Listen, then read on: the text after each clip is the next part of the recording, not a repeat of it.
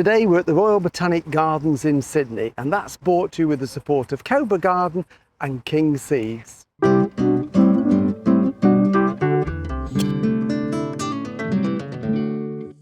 Hello, welcome to Pots and Trowels. Well, we're in Australia at the moment, in Sydney, where it's very hot, a little bit noisy with the cicadas, and we're in the Royal Botanic Gardens, right on the edge of the city, very close to the Opera House and the Sydney Harbour Bridge. And this piece of land originally is where the local Aboriginals, known as the Cadigals, lived off the land and the sea. And when the first European settlers came, this is where they decided they would grow their food, and they set up an area known as the farm, which is this area of the garden where we are now. Unfortunately, it wasn't successful. They planted everything wrong. They didn't realise how hot and dry it would get.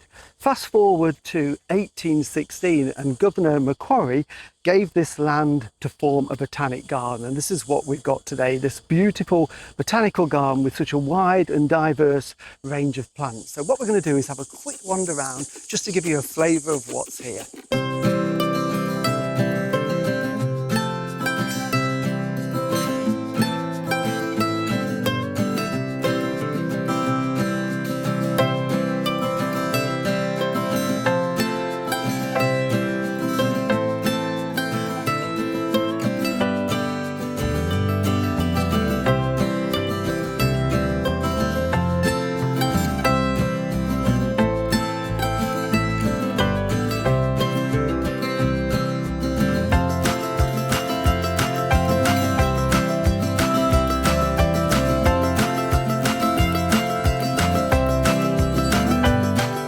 There's all sorts of plants growing here, things that you probably associate with house plants or you see under glass in botanical gardens in England, you know, things like the lovely gingers we've got here, the calatheas that we grow at house plants, wonderful bromeliads that are growing on the ground or up on the trees, cannas in full flower. It really is all sorts. And behind me is this magnificent Magnolia grandiflora, which we grow in England. Doesn't get as big as that here. It makes a huge tree and has those great big cup-shaped cream flowers in the summer. They've got a slight lemon scent to them. But I just wanted to point out this is the Wollemi pine.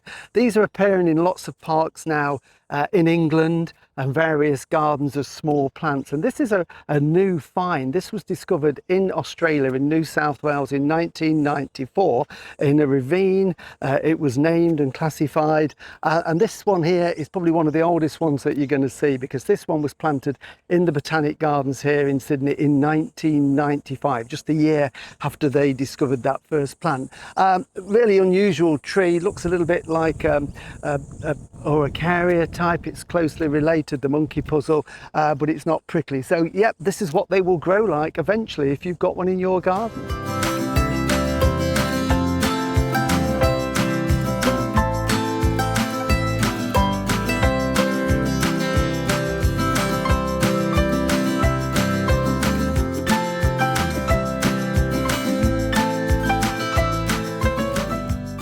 Well, this area of the garden is known as the Palm Grove. Self-explanatory, it's full of palm trees, and the earliest palms here were planted back in 1860, and at the time it was a bit of an experiment really to see what would grow here in Sydney, to see whether tender tropical palms would survive the climate. And as you can see, they've done really, really well. Some of the original ones are still here, and there are now over 300 different palms from all around the tropics and the equator growing in this vast collection, and it's all underplanted as well to give that lovely tropical feel to it. And I just love these. This is the Allett, and I just love these giant leaves. We can grow this as a tender house plant or patio plant in the UK, but it needs, of course, winter protection. But here they just grow everywhere in the streets where there's a bit of spare ground. You'll see them popping up. I just love these huge leaves.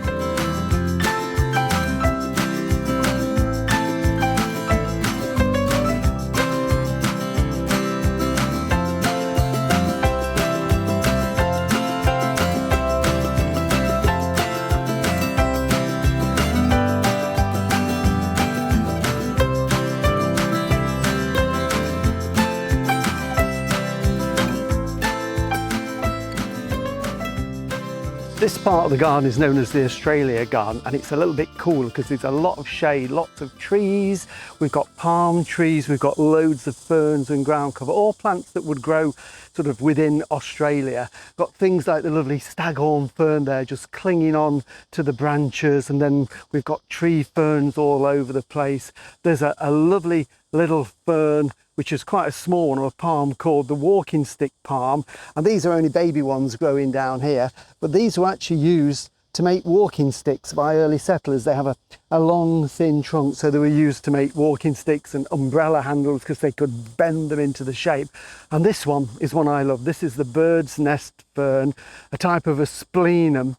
We've got one of these growing in our bathroom in a small pot, and this is how they grow naturally in the wild. Aren't they absolutely fantastic?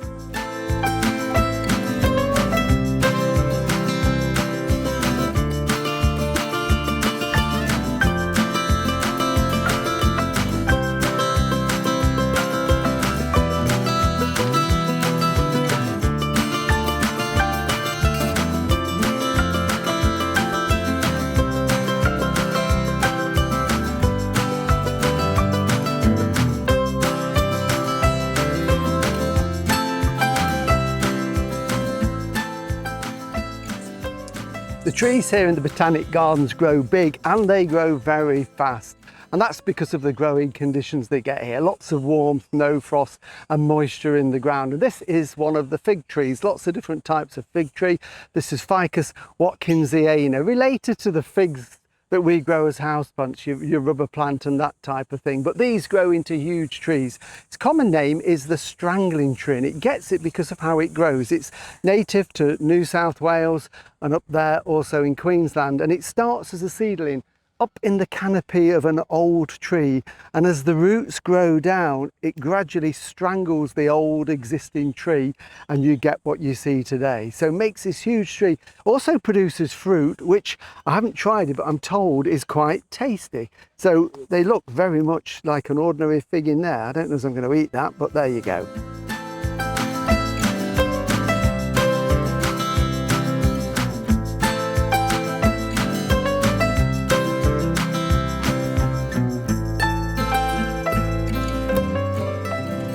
Although there are so many tropical plants growing here in the garden, the Australians also like their colourful bedding and this sort of English traditional herbaceous border, and the white ibis obviously like it as well because it's a great place to get lots of bugs out of the soil. But here you've got things like the salvias, we've got the herbaceous geraniums, we've got the wonderful echinacea, and then the nepeta cascading over the side, typical of an English border, and it grows so well here at this time of the year.